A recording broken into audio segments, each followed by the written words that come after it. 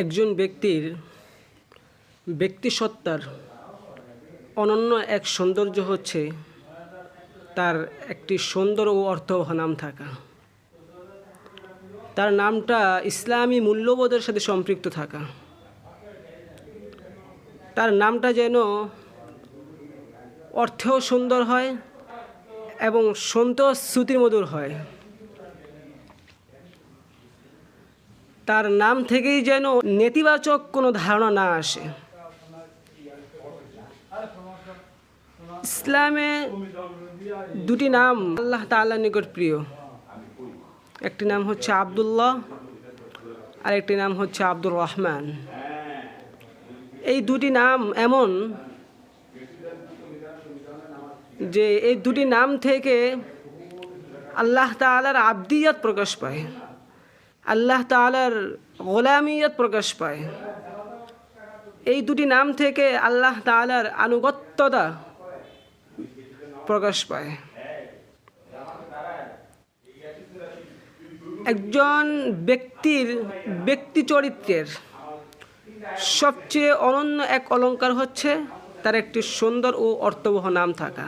আপনার নিকট এমন দুইজন ব্যক্তির ব্যাপারে বলা হলো যারা দুইজন রাসূল আরবি সাল্লাল্লাহু আলাইহি ওয়াসাল্লামকে স্বপ্নে দেখেছে। একজনের নাম হচ্ছে আব্দুল্লাহ, আরেকজনের নাম হচ্ছে সেন্টু মিয়া।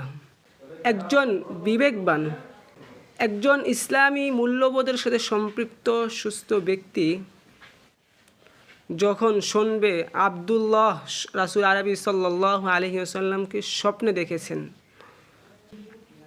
সাথে সাথে এই বিষয়টি স্বীকারোক্তি দিবে যে হ্যাঁ, আব্দুল্লাহ নামক ব্যক্তিটি রাসূল আরবি সাল্লাল্লাহু আলাইহি ওয়াসাল্লামকে স্বপ্নে দেখেছে।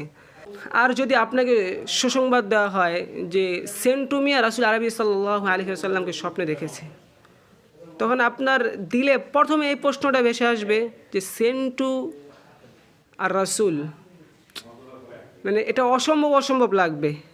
মানে নাম থেকেই কেমন যেন নেতিবাচক চিন্তা চেতনা আসে। তো এই ধরনের নাম না রাখা চাই। এমন নাম রাখা উত্তম যেটা রাসূলদের নামের সাথে সম্পৃক্ত। এমন নাম রাখা চাই যেটা রাসূল ও আম্বিয়া আলাইহিস সালামদের নামের সাথে সম্পৃক্ত, সাহাবীদের নামের সাথে সম্পৃক্ত, আকাবিরদের নামের সাথে সম্পৃক্ত, ইসলামী মূল্যবোধের সাথে সম্পৃক্ত। যেই নাম থেকে আল্লাহ তাআলার আবদিয়ত প্রকাশ পায়, যেই নাম থেকে আল্লাহ তাআলার গোলামিয়ত প্রকাশ পায়, এই ধরনের নাম রাখা চাই। কিয়ামতের দিন আল্লাহ তাআলা বান্দাদের নাম ধরে ধরে ডাকবেন। তিনি বলবেন, আব্দুর রহমান কে আছো? তো এই পৃথিবীর বুকে এমন অসংখ্য মানুষ রয়েছে যাদের নাম আব্দুর রহমান। তারা আল্লাহ তাআলার প্রিয়ভাজন, তাদের আল্লাহ তাআলার সাথে সম্পর্ক রয়েছে। সম্ভবত ওই ধরনের নাম রাখার দ্বারা নেককার ব্যক্তিদের উসিলায় আমাদের ক্ষমার উসিলা হতে পারে। আর পৃথিবীতে এই ধরনের নামের সংখ্যা খুবই কম, যারা খুব বুজুর্গ ব্যক্তি হয়েছে, যেমন সেন্টু মিয়া,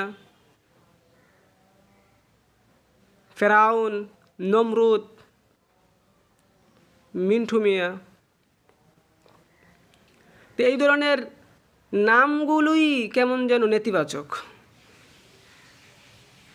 আর এই ধরনের নামের মানুষ যারা বুজুর্গ হবে, এমন নামের অধিকারী ব্যক্তিগণ খুব কমই আল্লাহর ওলি হয়ে থাকে। আজকে আমাদের সমাজে যে সমস্ত আলেম ওলামা রয়েছে, তাদের নামগুলি আমরা খেয়াল করি, আমরা এমন কোনো ওয়াজ আর নসিহতের ময়দানে এমন কোনো আলেমের নাম পাবো না যাদের নাম হবে সেন্টু, যাদের নাম হবে মিন্টু, যাদের নাম হবে সুমন। এই ধরনের নাম আমরা আলেম সমাজে দেখি না। তো নাম রাখার ক্ষেত্রে আমরা কি করতে পারি? নাম রাখার ক্ষেত্রে আমরা যখন আমরা নাম রাখবো, তখন আমাদের মহল্লার ইমামদের সাথে যোগাযোগ করে নাম রাখবো।